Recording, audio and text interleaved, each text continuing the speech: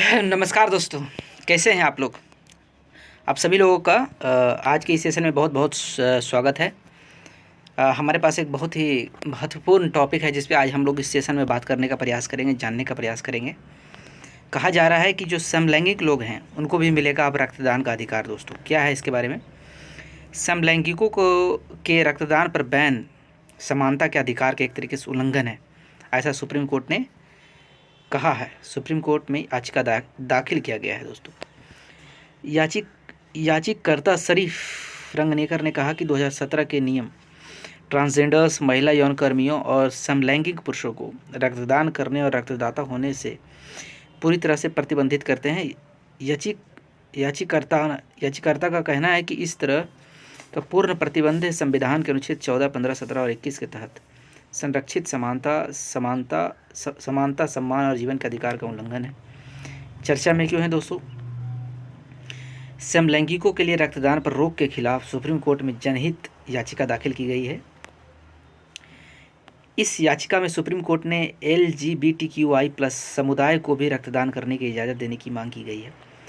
याचिका में भारत सरकार के स्वास्थ्य और परिवार कल्याण मंत्रालय, राष्ट्रीय रक्त आधान परिषद NBTC और राष्ट्रीय एड्स नियंत्रण संगठन के 2017 में बनाए नियमों की संवैधानिकता वैधता को चुनौती दी गई है। दोस्तों, समानता का अधिकार का उल्लंघन हुआ, ऐसा कहा जा रहा है।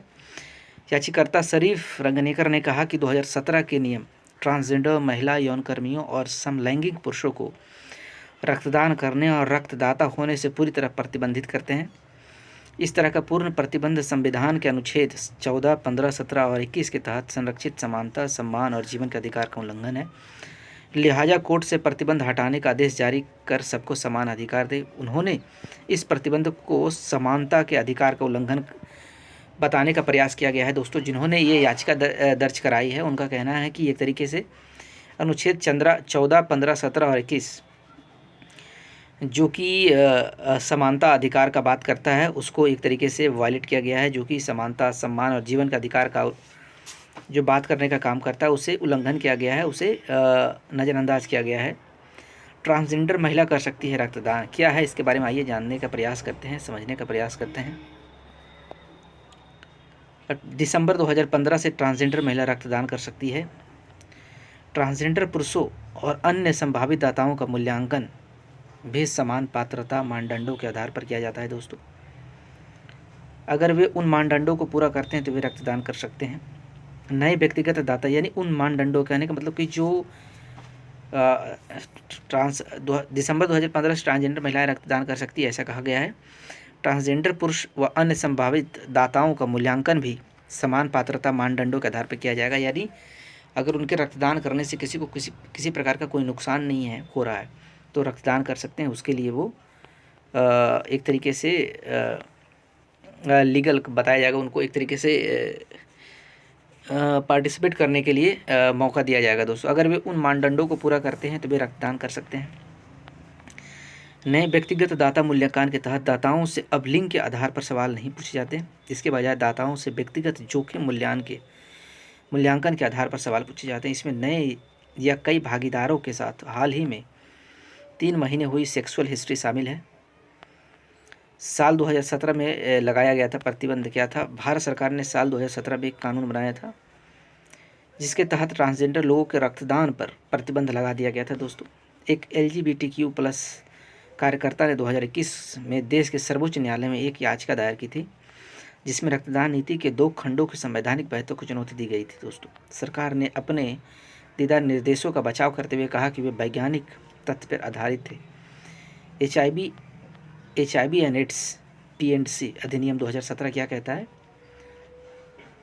HIV और एड्स रोकथाम का नियंत्रण अधिनियम 2017 HIV और एड्स से संक्रमित और प्रभावित व्यक्तियों के अधिकारों की रक्षा और संवर्धन करने वाला एक केंद्रीय कानून है। दोस्तों, यह अधिनियम 10 सितंबर 2018 को लागू हुआ था। इसका उद्देश्य HIV और एड्स के प्रसार को रोकना और नियंत्रित करना तथा HIV और एड्स से संक्रमित और प्रभावित व्यक्तियों के कानूनी और मानव अधिकारों को सुदृढ़ बनाना है। दोस्तों, एक स्वास्थ्य सेवा प्रदाताओं के अधिकारों की रक्षा करने का भी प्रयास करने का काम किया गया है। कानून के समक्ष समानता अनुच्छेद 14 क्या कहता है, इक्वलिटी पे जिसकी बात करता है। भारतीय संविधान का अनुच्छेद 14 कानून की नज़र में सभी लोगों को समान मानता है। अनुच्छेद 14 को 2 भागों में वर्णित किया गया है, जिसमें राज्य को आदेश दिया गया है कि वह किसी भी व्यक्ति को कानून के समक्ष समानता से वंचित ना करें। दूसरा भाग राज्य को यह भी आदेश देता है कि वह कानून के समान संरक्षण से वंचित ना करें। इस प्रावधान में कहा गया है कि कानून के समक्ष सभी नागरिकों के साथ समान व्यवहार किया जाएगा तथा किसी भी प्रकार के भेदभाव से बचाया जा सकता है। किसी प्रकार के भेदभाव का काम नहीं किया जाएगा। देश का कानून सभी को समान रूप से सुरक्षा प्रदान करने का काम करती है। समान परिस्थितियों में भी कानून लोगों के साथ समान तरीकों से व्यवहार करने का काम करती है। दोस्तों, भेदभाव का निषेध अनुच्छेद 15 क्या कहता है? यह अनुच्छेद किसी भी तरह का भेदभाव पर रोक लगाता है। यह अनुच्छेद नागरिकों को धर्म, मूल, वंश, जाति, लिंग या जन्म स्थान के आधार पर राज्य द्वारा किए जाने वाले हर तरह के भेदभाव से बचाता है। कोई भी नागरिक केवल मूल, वंश, धर्म, जाति, जन्म स्थान, लिंग या इनमें से किसी के आधार पर निम्नलिखित के संबंध में किसी दायित्व, अक्षमता, प्रतिबंध या शर्त के अधीन नहीं होगा। दोस्तों, सार्वजनिक स्थानों तक पहुंच कैसे बनाई जा सकता है? सार्वजनिक स्थानों तक पहुंच तालाबों, कुआं, घाटों आदि का उपयोग जो राज्य द्वारा बनाए जाते हैं या जो आम जनता के लिए है। अनुच्छेद में यह भी उल्लेख किया गया कि अनुच्छेद के बावजूद महिलाएं, बच्चों और पिछड़े वर्गों के लिए विशेष प्रावधान किए जा सकते हैं। सार्वजनिक रोजगार के मामलों में अवसर की समानता। अनुच्छेद 16 क्या कहता है? अनुच्छेद 16 सभी नागरिकों के लिए राज्य सेवा में समान रोजगार के अवसर प्रदान करता है। किसी भी नागरिक के साथ सार्वजनिक रोजगार या नियुक्ति के मामले में नस्ल, धर्म, जाति, लिंग, जन्म स्थान, वंश या निवास के आधार पर भेदभाव नहीं किया जाएगा, ऐसा कहा जाता है। ये आज़ादी देती है। पिछड़े वर्गों के लिए विशेष प्रावधान प्रदान करने के लिए इसमें अपवाद किया जा सकता है। दोस्तों, अस्पृश्यता उन्मूलन अनुच्छेद 17 क्या कहता है? अनुच्छेद 17 अस्पृश्यता के प्रथा का निषेध करता है। सभी रूपों में अस्पृश्यता का उन्मूलन किया गया है।